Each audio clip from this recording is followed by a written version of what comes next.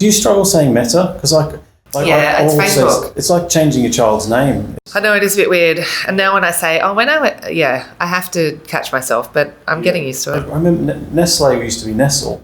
Yeah, that's what it's based on. Nestle. Yeah. Then now I've it's never Nestle. known it was Nestle. It's based on a little bird in a nest. It's actually its logo. I know, it's interesting how you only sometimes trip over this through conversations like this, but you're right, it was Nestle. Yeah, right. But they changed it to Nestle because it sounded French and fancy. Yeah, spot on, probably. The globalisation. Yeah. They're Swiss, aren't they? Swiss or French? I can't remember. Well, while we disagree where Nestle originated from, it turns out Chris is right. It is Swiss. G'day! Today's guest is Jacquie Ford, AI Innovation Lead at News Corp Australia and formerly Head of Global Creative Operations at Facebook. That's the one in San Francisco, the big one. Sorry, I'm not calling it Meta. Jacquie's worked across agencies, big tech, and now helps one of Australia's biggest media companies figure out how AI fits into news, branding, and the ever-changing media landscape. So let's get going on a brand new podcast.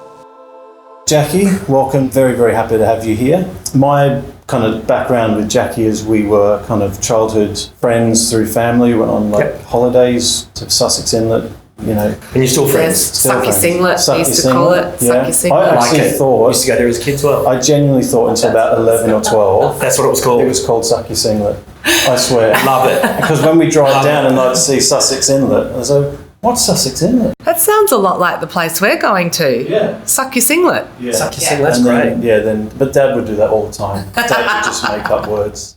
And I genuinely believe. But anyway, that's a long story. Yeah, exactly. Yeah.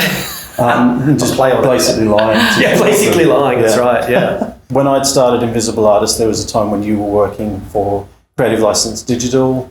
Do you want to tell us a little bit about how that was working and stuff? Yeah, it was great working in Manly, living in Manly in my late 20s, early 30s. Roll out of bed after a night out and go straight to work. It was brilliant.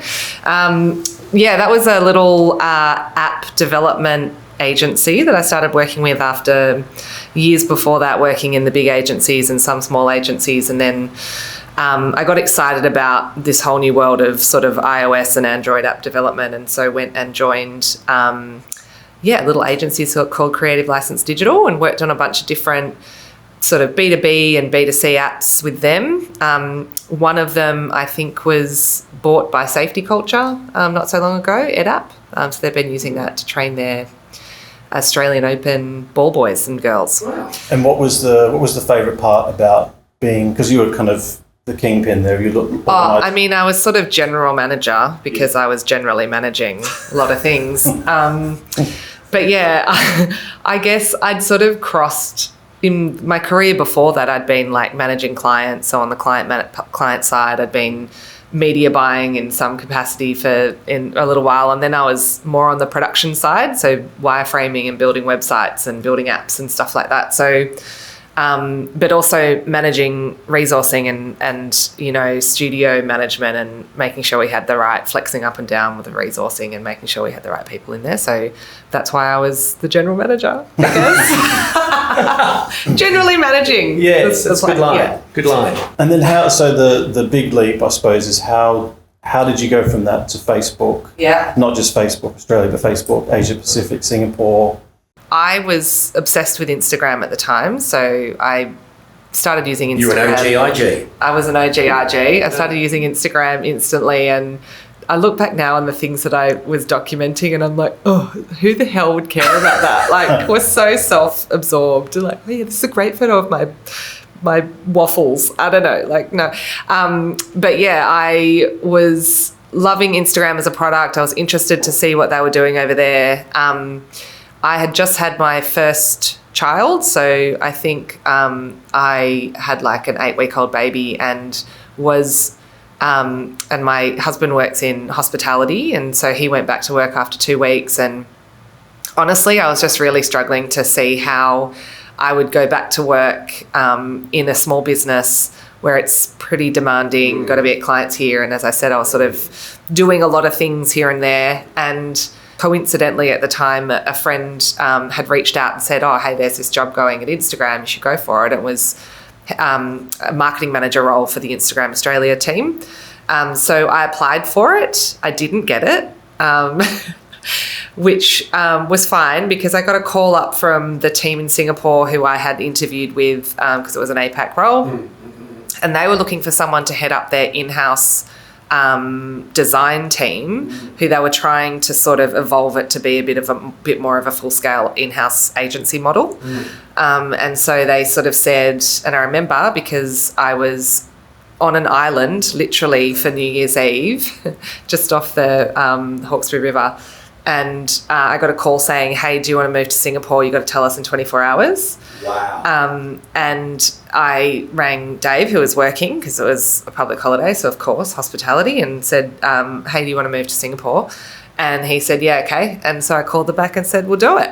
And so that's sort of how it happened. Was it actually that quick for Dave's response? Yeah. Wow. It was, amazing. well, I think because, you know, we were young. We only had one baby at the time, and my brother was in Singapore with his family, and so it was, you know, we already had a connection point there. Yeah. And you don't turn down a job like that in, you know, with Facebook sort of on the trajectory it was. So, yeah, we dropped everything, packed the bag. The biggest regret at the time was that we had to give up our beautiful staffy because staffies weren't allowed in Singapore. So that was probably the hardest part of that transition. But yeah, we were on a plane like a couple of months later. Wasn't it? When things like that happened. Yeah, Jacquie. It was sort of like, heartbreaking. So how quickly did you up sticks and get up there?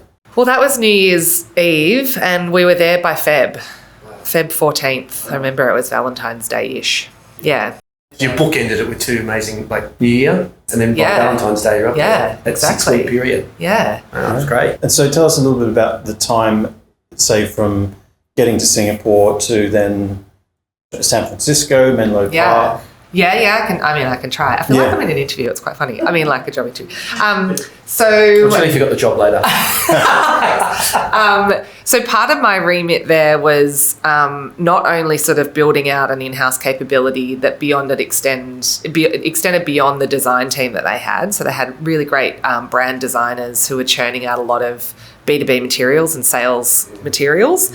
And localizing them into all the local markets that we were starting to, you know, get a footprint in across Asia.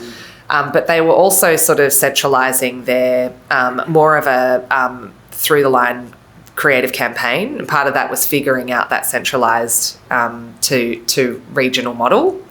So we were really trying to figure out what the fix and flex was between the markets from a creative perspective. How much creative license do we give them to edit certain assets or certain creative platforms? And so I guess we were sort of working that all out just for our region. And then the global creative team, who we had a sort of dotted line into at the time, or, you know, I guess this is 2 years after I'd landed in Singapore, they had started working on, well, actually we're going to centralise creative globally. And we're going to need to figure this out on a global scale. And because they'd sort of seen what I'd done in APAC, they wanted to take that model and implement it there. So got invited to apply for a role there. I guess sort of doing the same thing, but it was more running their global programs, you know, into the regional creative hubs. And so I don't know why I do this, but I had just had my second baby in Singapore, and then 4 weeks later we relocated to the States. It's a key milestone for you. Yeah. New birth, like baby, new move. role. Yeah. I'd like to say that was the last time we did it, but we did do it one more time with another newborn. Could I ask you, Jacquie, I'd love to know, in those days at Facebook, and it happens often in many international brands, global brands, is that tension between global approach to creative and local, bespoke. And not many brands, or many brands do it poorly. Mm-hmm. Sounds like they were willing to look at your approach in APAC and actually almost take that as a global template, which is almost retrofitting the way. Yeah, I mean, I think they had tried to centralise, decentralise, centralise. I think they'd tried it a few ways, a few times, and now I look back and think about how manual all of the like transcreation was and translation was. And I go, oh my God, imagine if we had the AI tools now that, you know, it would just be so much easier. But at the time it was so manual. So it was about how do you find scale when you don't have those tools available. So there was sort of that. I mean, I don't know that we necessarily got it, you know, absolutely perfect in APAC. particularly like the cultural nuance and, you know, around casting. I mean, we're in the thick of that. But I think it was enough of an idea of, you know, the conversations to have and how to approach, like, how do you get, you know, not to oversimplify it, but how do you get a white male American creative team to be thinking about how all these other creative platforms might be articulated in other countries, and do they even need to? Is it watering it down too much? If you try and make it too generic and, you know, malleable, does it then sort of make it not have meaning? So does a centralized model work? I think they were all the sort of things that they were trying to figure out, but then, like, you know, making sure they were building the brand, you know, from the center out was also important. So yeah, it was an interesting time. So I suppose that's what you were trying to do for America. But so was that South America? What was the market? So yeah, it was EMEA, LATAM, APAC, and everywhere, right. and North America. Yeah. So, but we had creative hubs in EMEA at the time and APAC. And LATAM, I think they were starting to build out their creative team there as well. And so we sort of had to figure out, well, in that instance, how do you bring the cultural, the local feel to it and the tone so that it still has meaning and feels like it's not coming from the US mothership, but actually feels like it's come from where you live, sort of thing. And were you successful in those days? Did you find that the management of Facebook were willing to let you and your team? Yeah, I mean, I think the hardest part was knowing when to give more of the creative freedom to the locals team, like to take a platform idea and then go and play with it a bit more and extend it, or like push into certain areas that had a bit more resonance locally than others. I think that was the hardest part, like letting, you know, the sort of central creative team having to let go of their idea a little bit and let the others take the lead and, you know, articulate it in the way that they understood it.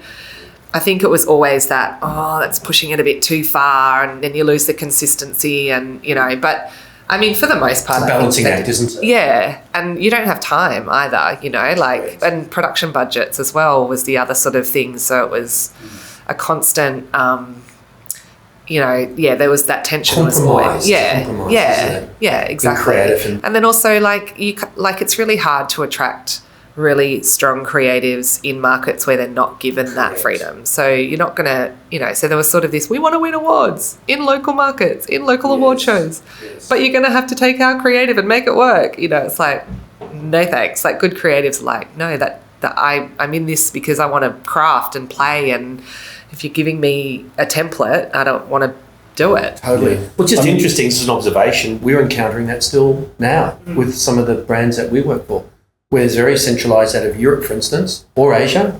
Yeah. And then often it's not a case it doesn't work, it's the customisation or the way you tailor it.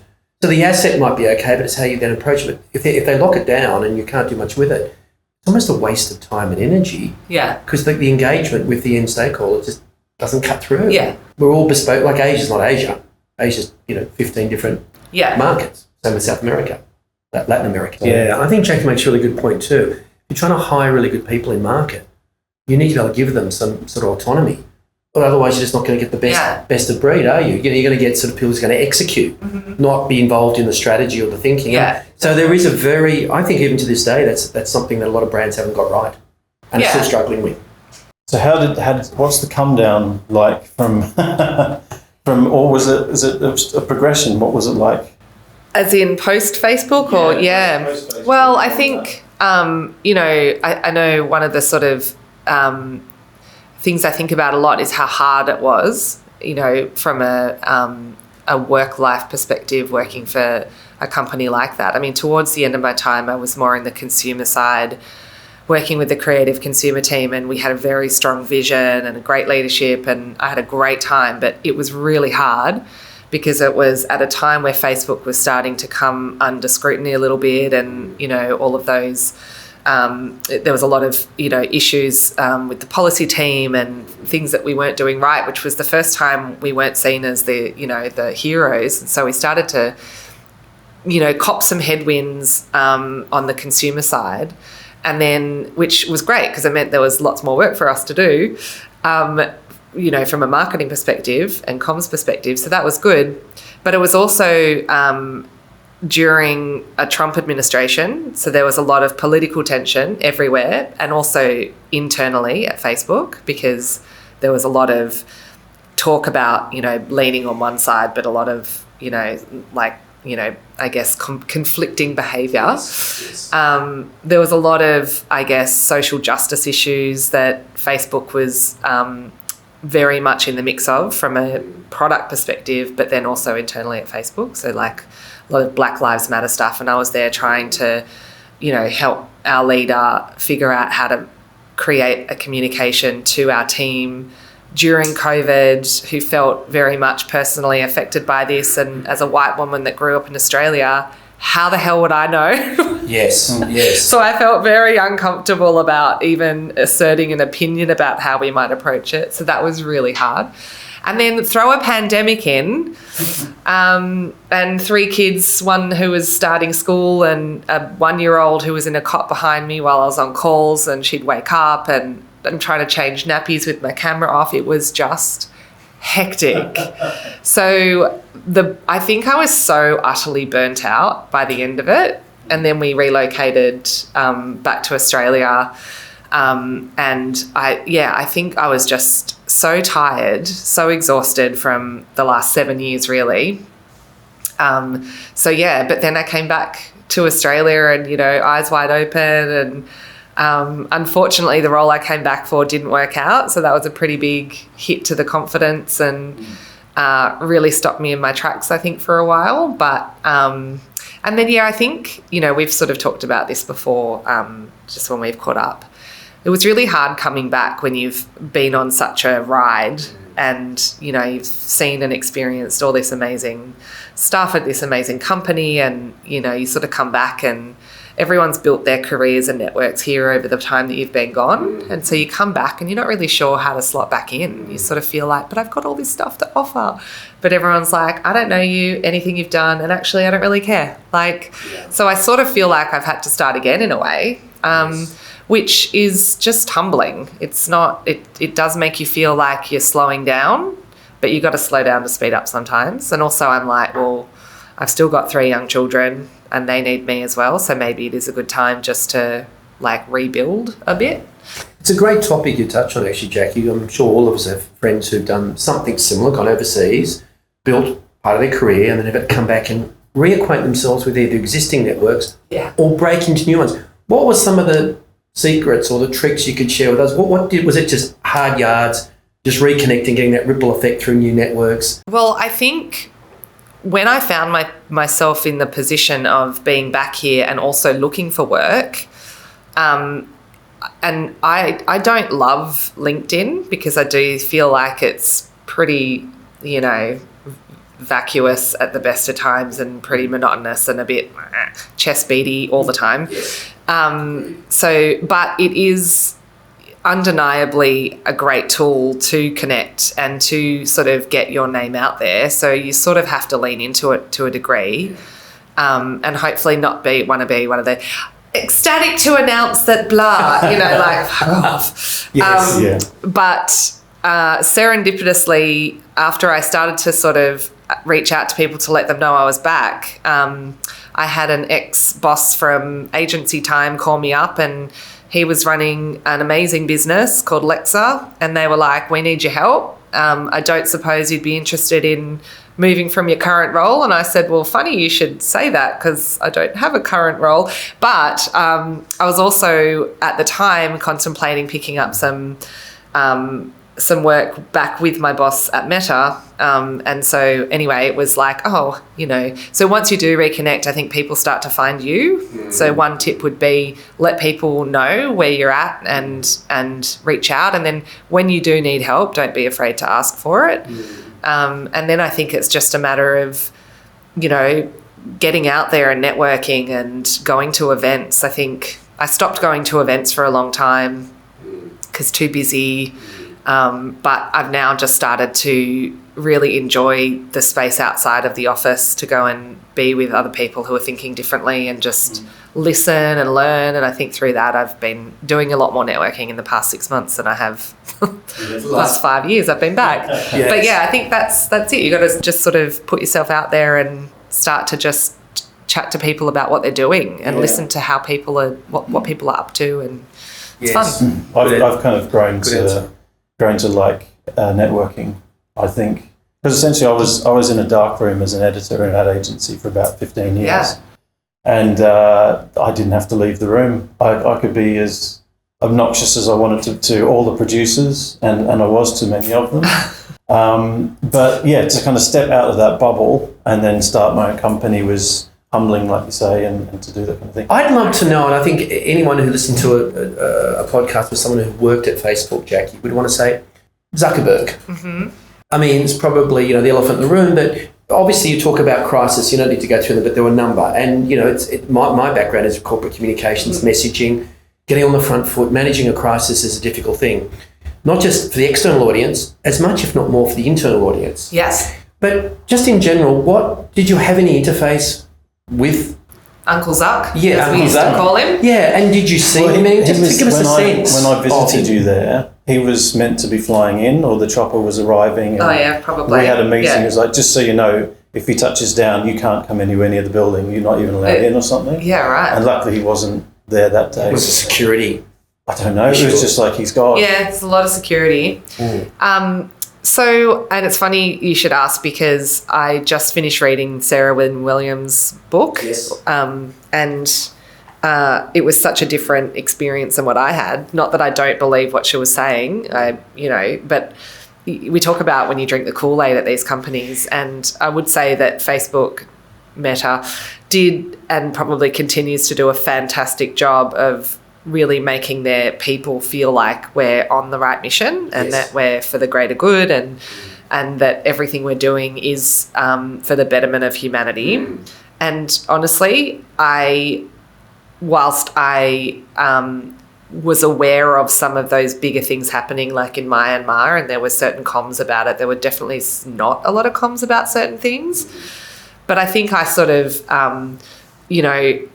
I was treated really well there. I had great, managers and mentors and teammates there, and had a fantastic experience, like work-wise and culturally. Yes. So it is really strange reading her book and there's so many familiar aspects to it, but then thinking, oh my God, that's what happened when you're in that echelon, Right. So and I don't actually know the book. Is it exposing? Yeah, so she was on the policy team during all of these sort of big... She was one of the first people in the policy team, and a lot of the people that she talks about, a lot of them are still there. And, she is blowing the whistle on a lot of really bad behaviour. Ethics. It's a fantastic read. It's quite funny in parts, but also it's harrowing in others, because she also went through, I think, having 2 babies there, and her experience of being on maternity leave was very different to mine. I was not contacted once, but I wasn't also in that sort of M team, the leadership team. But, she was basically like harassed every day of her maternity leave, even though in one point she was very ill. But I think I would say that they did a very good job of the internal comms piece for the most part. I sort of found comfort in seeing all of the work that was being done at Facebook to support small business owners and individuals trying to make money for the first time, like particularly women in, third world countries who are finally able to entrepreneurs who started Exactly. We did all of the work around Southeast Asia, capturing some of those stories, which is probably some of my favourite work. But that was really like, oh, actually, this is a mum who's never had the opportunity to provide for her family, and now all of a sudden she's built an e-commerce website from Messenger. Like, it's quite amazing what it did enable for a lot of people, but not to say that should. It is, it was I look back now, and when I came back, a few people were like, "How could you work for that? Yes. Like, they're evil." And I'm like, okay. It is an interesting... Where do you see a brand like that going? I mean, I'm in the age group where, Facebook sort of really has rusted on users. Yes. You know, and for me, Facebook is that amazing community connection. All my mates and my girlfriends, my wife, or their friends, we all connect on that. It's a place to connect. I do see a lot of downside too, these community groups that set up and almost become keyboard warriors attacking. But where do you see, or did you have any insight a while ago even to where Facebook wants to go with its, or were your observations now looking back at it? Yeah, I mean, I think it's going to still stay at its core a place where people come to connect. Yes. And where advertisers come to connect with those people who are connecting with other people. Yes. So I think it is based, you know, they're going to continue to build really, on their almost data. community based, isn't it? Yeah. But obviously they're investing a lot in AI and developing their tools and suite across the AI space, you know, the Oculus stuff as well. Yeah. I mean, I think they'll just continue to move where culture's moving and keep investing where, you know, in the tech that the younger kids are. Ironically, I'm locked out of my Facebook account and can't access it. Why is that? Because I implemented some third-party authentication tool that now I've changed phones and don't have access to, and there's no way I can seem to contact anyone to get it reinstated. But I don't care. I don't miss it. The only thing I miss is Marketplace. Yes. But yes. but yeah, I'm fine with that. I still have access to Messenger somehow, and yeah, Right. I've actively removed Instagram from my phone, but that's just a personal life choice. Yeah. I wonder why you stopped liking my photos. Yeah, sorry. I just I was sick of feeling like I had to buy shit I didn't need. Yeah. Totally. And also just feeling crap about myself. Like, hi Jackie, you're midlife, so it was all like perimenopause, menopause, do this, lift some weights, eat more protein, eat less everything, don't drink alcohol, stop drinking. And I was just like, oh my God, this is too much. Totally. You think about if they hadn't bought WhatsApp, Instagram, or implemented Marketplace, I don't know what else it's used for really, because it's like they've made some strategic kind of wins. I mean, I use WhatsApp all the time. Yeah. Snapchat was going to be part of the mix, and that kind of fell away. Yes. But it's amazing what the kids use, and they're like they don't get radio. They can't understand. Like, why is the guy talking? Just play the music. Yeah, totally. Can you get next? It's like, can you make him? Or like next? requesting a song. Can you put this song on for me? It's like, no, I haven't connected my Spotify account, so I can't. What do you mean you can't? Yeah. It's a radio. I'm not programming it. I'm not the DJ. Is there anything that you've seen recently or that you've loved? I love all the work that Telstra's doing, particularly with their little animations. Cartoon guys, isn't it great? so And the good. music, it just resonates. I love all the Airbnb work as well. Brilliant. Yeah, good stuff Gorgeous there. ads. There's a little Absolutely. animation things that Yeah, also yeah. I think storytelling, it always comes back to the storytelling and the connection. You know, I think all of that, I think maybe the baseline's moved up a little bit, like what we sort of, the mediocre level might have increased a little bit, but it's still there. Yeah. So now it's like the really super creative stuff that's going to cut through and be memorable. Yeah. There's the new Figma ad. I just saw someone post that on LinkedIn recently, and it's brilliant. Oh, cool. It's goes back to, you know, just a good old fashioned story, and it's hilarious and it's beautifully done and it's really stands out. Anyway, thought it was, and the message lands. Simplicity. Yeah. I mean, my kids aren't on social media yet. They're not old enough to be, but they are on YouTube and watching shorts, and you know, we've got all the settings set up so they can't see anything dodgy yet. But I'm sure the 10-year-old will work out a way around it pretty soon. But yeah, I mean, I do worry about that because it is just serving them stuff, and they don't know any better to know that they're in a bubble. So how do they, you know, get that? There's a really great, they watch kids news at school. Right, so it's like delivered in a way that they understand, and it is sort of giving them the breaking news each day. But it's not still BTN or behind the news. Behind the news. Oh, really? Okay. Yeah. Oh, we used to watch that at school all the time. And my kids love it. They come home and tell me the headlines, and I'm like, great. Job done. But we also don't read the paper anymore. Like, everything's digital. So I remember growing up, and you'd pick up the paper that your parents left behind somewhere, and you'd start to flick through it, and that's how you'd sort of learn the news, besides the 6 p.m. news always being on in the background on the TV. We don't even watch that anymore. So you're not getting that like osmosis effect of really understanding what's going on in the world. So you do have to rely on, I guess, those formal environments to try and feed it. But yeah, to your point, I think it is about, like, I guess, always being enthusiastic about being curious, like ask the question, like really try and instill curiosity as a core skill set from an early age. I say it, but I don't know if I'm actually doing any of that. But yeah, I mean, and it has to come from what they see. So if they see you absorbing a whole bunch of different content from different mediums, and, you know, I try to take my kids to the art gallery and the museum, and they, you know, one of them loves it. The other two just sort of run around going, when is this going to be over? So we can go back to gaming. But I force them to do it anyway. And yeah, I guess I think our battle has been about how do we curb screen time, but particularly around gaming. And I've reached out to some of the other mums who the kids are gaming with, just sort of say, like, hey, can we all have a standard set of rules so it's an even playing field? Because my kids are getting coerced into playing these battles, and if they drop out of them, they get in trouble. And it sucks because I just feel like we're constantly fighting about screen time and gaming, and, you know, all the auto shut-off modes are in there, but then there's tantrums. It's like, so it is on the parents to have the energy to actively take them out and do other things with them. Like, I don't want, like, it can't be the babysitter. You have to actually be a parent and, like, take them out and do stuff with them. Because we used to all just get left, like, go outside and play with your neighbours and come back when it's nighttime, and, you know, that's what we did. But we don't allow that freedom for our kids anymore. We're all too afraid that they're going to get, you know, pulled into a car on the corner or something. But absolutely. So it is, I don't know. So you've got to do it with them. You've got to be a kid again. And I'm definitely not doing it right. I'm preaching and not practicing as much as I should be.